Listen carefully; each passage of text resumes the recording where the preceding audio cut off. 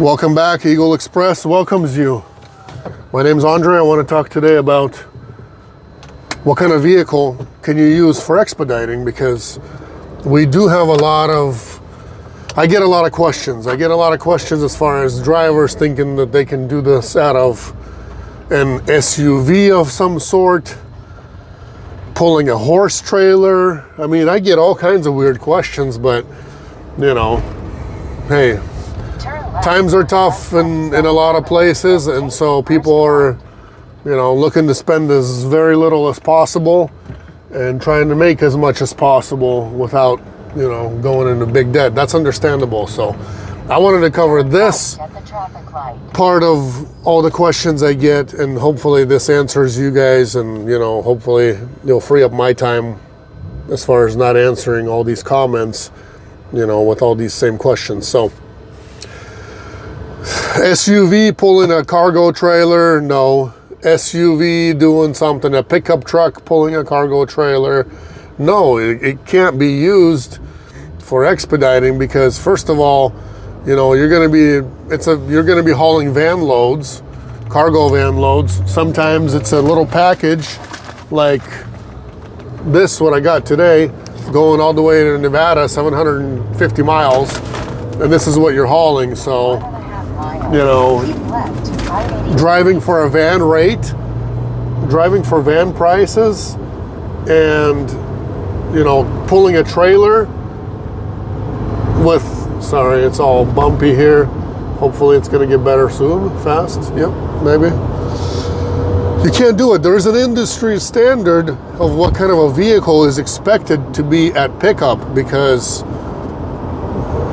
we deal with brokers that have a customer that is expecting a certain kind of vehicle. So when we get the load, the customer already knows the dimensions of the load. Sometimes they even ask for inside pictures of what the vehicle looks like on the inside and on the outside.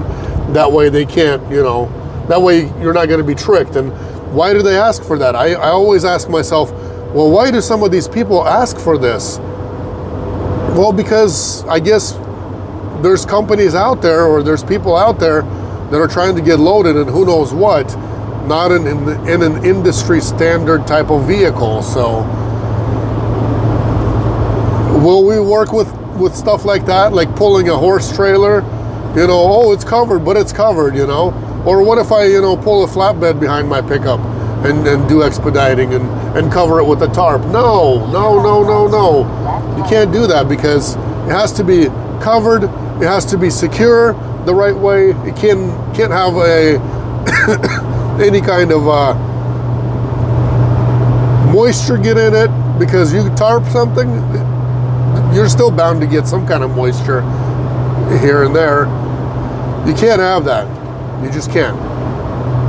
People ask if they can, if they could do it with a long 8-foot bed pickup truck with a canopy on it. No, because it's gotta be. They're expecting a certain kind of vehicle.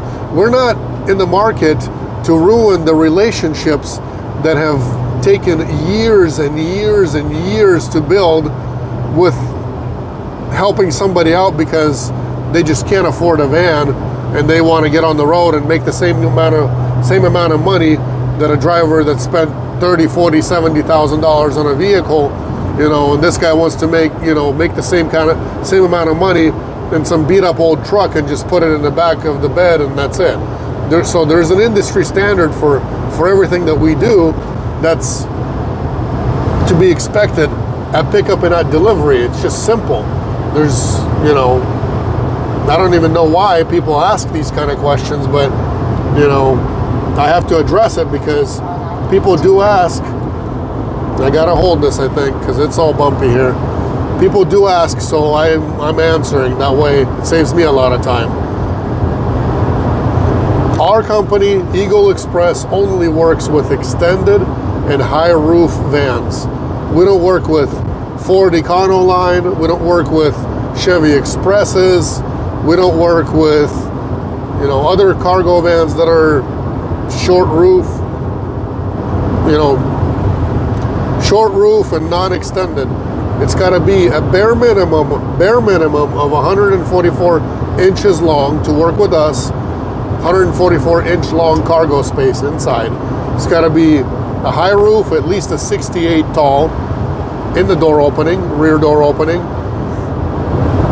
And it needs to be either, the only vehicles that fall under this category is either a Mercedes or a Freightliner, whatever, Sprinter. A lot of people think that if it's a high roof and a little bit of an extended van, it's already automatically a Sprinter. It's not a Sprinter van, it's just a Sprinter style van, but we do work with the Sprinter, the Ford Transit, and we do work with the Ram ProMaster. So that's the only 3 vans that fall under that correct category that actually provide the high roof for you guys, you know, the extra space inside. And mine, the one I drive, you guys can look at it on the channel. Plenty of pictures of it. It's the longest and the tallest van that's made. I'm not talking about box trucks or cutaway or any of that. As far as cargo van goes, it's the tallest and the longest. That's what I drive. Why do I drive that one? I want to make sure that I am comfortable in the van. I'm not crawling around on my feet, on my knees to get by and walk around. And I can stand up full height. I can fit freight that's 72 inches tall. I can fit 2 pallets before my bed and still have a full-size bed, which is a 54 by 75, full/double. It's a full-size bed that I have back there. That's before my bed starts. If I need to, I can use my full 192 inches and load 4 pallets that are 48 by 48. So there's many reasons why it's best to have the longest and the tallest van, but there's still people out there that do argue about it and think that, you know, it's okay to have the other one. Hey, to each its own. If you want a shorter van and you want to do this and somebody takes you on, a different company, go right ahead. You just got to know this, that if a freight is super close to what your cutoff dimensions are, most likely that broker and their customer, they're going to go just in case for the bigger van. That's why a lot of times a short van ends up sitting around and waiting longer and not going anywhere. And the Sprinters and the Sprinter style van, they go because they can fit more freight. These days, people are trying to fit as much freight as possible into a cargo van and pay as very little as possible for it. So, you know, instead of shipping a pallet a day, they'll wait until they got 3 or 4 of them and then ship them. That way they can save their money and do it that way. So hopefully that answers your guys' question.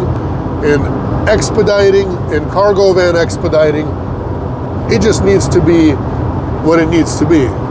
You know, you got to be fully invested 100% into this, and you got to have the right kind of van. That way you're comfortable in it. That way customer feels comfortable loading the freight and unloading it out of your van, and everybody's happy. So God bless you guys. Take care, and we'll see each other on the next one. It's getting dark, so today I'm not putting any more of these videos. I think this is the 3rd or the 4th one, and that's enough for tonight. So God bless you guys. Take care. I'll see you maybe tomorrow. We'll see. I got to put together some more subjects to talk about.